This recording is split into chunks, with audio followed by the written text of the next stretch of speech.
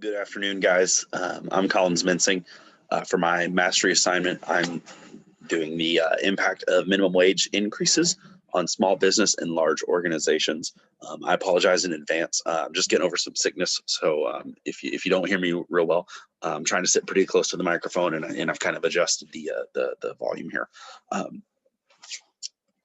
So what I've got for my thesis is an increase in minimum wage is a topic in American society that has been controversial and debated for some time. If the Raise the Wage Act passes, there will be an effect on small business and large organizations alike. An examination of the history of proposed changes of minimum wage and the positives and drawbacks of an increase in wage will help a human resources professional predict how it will affect their respective organization.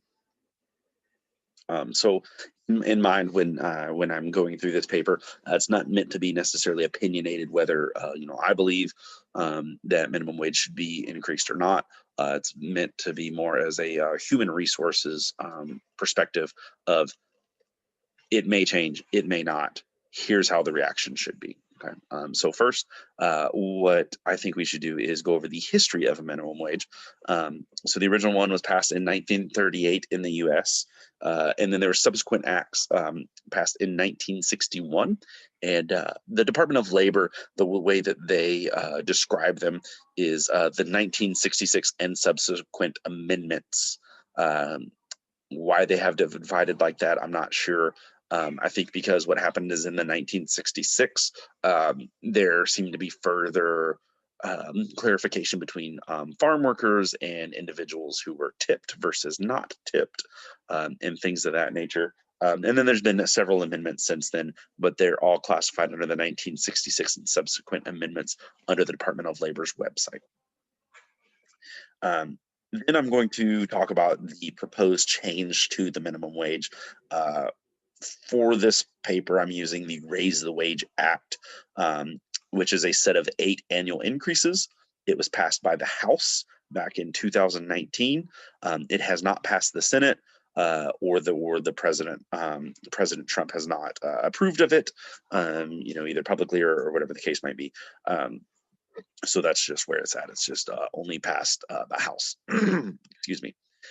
And then I'll go into some of the positives and negatives.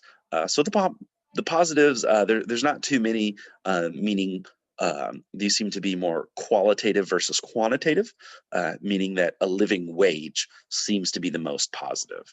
That this living wage is more money for the individuals that were making the minimum wage, that it's meant to protect, that they are making more, that they'll be able to live above a poverty wage, as what it's deemed that they're currently at. Also, the other large positive is that there is an increased spending by those employees who are receiving the minimum wage, simply because they earn more money. And that's meant to kind of stimulate the economy in a form. Some of the drawbacks and increased wage is an increased operating cost. If I've got 10 employees, as opposed to paying them the $8.25 an hour, or whatever the case might be, if they're tipped or farm labor, I now have to pay them up to $15 an hour under the proposed act, and so just literally having to pay my employees more, which also eats into the next point, which is the less profit. Pretty self-explanatory there, but I'll kind of dive into that a little bit. One of the effects of adding an increased minimum wage is that hourly employees might get cut, or their hours might get cut. I kind of saw this as unfortunately, it's one and the same. If I can afford to pay 400 hours a week, I can either choose to do 10 employees 40 hours, or I can choose to do however many employees. I don't know, public math is not my strong suit, but I'd be able to pay that many employees for a shorter amount of hours. Also, there is a reduced operations for 501c type companies or nonprofit type organizations, such as the Red Cross. The Red Cross does have salaried employees, so does things like UNICEF and Delta Waterfowl, Ducks Unlimited, or two programs that have volunteered for in the past. They do have salaried employees because they have salaried employees. If they ever pay for an hourly employee, they would have reduced operations because of that. They might have to pay those individuals that they're hiring for an event more money than they would be able to if there was, not the minimum wage hike. And then the last one that I'll kind of use historical examples of is inflation. Um, and it's hard to tie it directly to wage increases, but there's quite a few examples and economists who believe that inflation is a direct result of minimum wage increase. Um, and then here's kind of the meat and potatoes. How does all of this affect human resources? Um, and even though there's really only two points on here, um, I'm going to use historical examples throughout the previous wage increases, and then also predictive models as well. But the historical examples of when the minimum wage went from this to this, how it changed the job market. Um, which seems to be one of the biggest ways that it impacts human resources, not necessarily just the recruiting and onboarding type aspects, but really just the job market itself really is how it seems to affect human resources the most.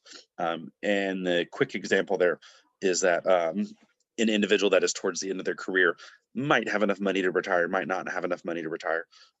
For a job that is $9 an hour, they might not be motivated to apply for McDonald's. However, if that job was $15 an hour, they might be more motivated to apply for that job. And so what that means is, as opposed to your median age for an entry level position, being 19, it now might be 60. Just because there's that extra money at will there, so it kind of changes the job market then in that aspect. There's a lot of the references I found that I'll be using. The first one that I want to point out really is just the top one there, and I'm going to mispronounce the name here, but Chava, Oleti, and Singh. What they did is they actually do data models based on the proposed minimum wages for certain companies. They don't necessarily name the companies, but they do them based off revenue and things of that nature, and how it actually affects them. And that's just noteworthy because of the next topic I'll bring up here. um, these are some of the issues that I'm having. So any feedback you guys have would be great. uh, it seems that this topic is pretty polarizing, meaning that you either believe one thing or the another. And from a human resources aspect, it's not necessarily. I don't feel that it's our job to, determine, whether minimum wage should be increased or not. It's our job to react to it, and how it should be changed. And so that's the tone that I'm trying to take with this topic here. But a lot of the articles are polarizing. A lot of the resources that I'll find are pretty vague, and they might be political related as well. If you look at minimum wage increases, a lot of times it's going to take you to, a Joe Biden website, a pro Joe Biden website, which is going to refer you to his website, which is going to give you a vague thing. Yes, I believe in a living wage for all, for example, at $15 an hour, but then that's all it says. It doesn't really go much into that. There's not a whole lot, on some of those websites. So it's kind of hard to sift through all that. Also, there's few scholarly papers that have data. There's a lot of papers out there that are politically driven, poli sci majors possibly, that all they do is they talk about why that they believe minimum wage should or should not be approved, but they don't have a whole lot of data on that, and so that makes it kind of difficult when you're trying to do a paper yourself. And then the last thing here is that most resources seem to be subjective, meaning they are either pro or anti, and like that is it. Like there is no like that is the end all. That there's not much of a well, this could happen or this could happen, right? So it makes it kind of difficult when you're looking through, and really some of the best resources that I've found thus far would be MSNBC and things of that nature, CNN. um, so I look forward to your guys' feedback. Thanks in advance, and again I apologize for my voice. Bye.